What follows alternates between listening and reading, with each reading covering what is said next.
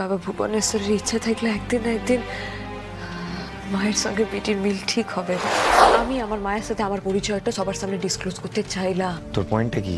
মানে আমি যদি আমার মায়ের খোঁজ আবার শুরু করি তাহলে আমার মাই বিপদে পড়বে। আবার কেউ মাকে ধরায় দেবার চেষ্টা করতে পারে, এনকাউন্টার করে দিতে পারে, বা হয়তো আমাকে ফলো করে আমার মায়ের কাছে পৌঁছে যাবে। আমি সেটা হতে দিব না রায়ন। বাবা ভুবনেশ্বর আমাকে যে ইঙ্গিতটা দিয়েছেন সেটা আমি নিজের মনের মধ্যে রেখে এখান থেকে চলে যেতে চাই রায়ন। আর তোর মায়ের সাথে তোর দেখা?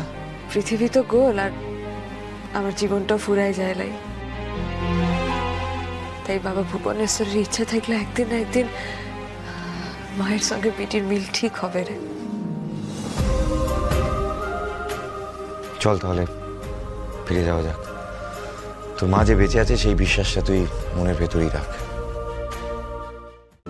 আজই ডাউনলোড করুন আর এনজয় করুন আপনার পছন্দের শো।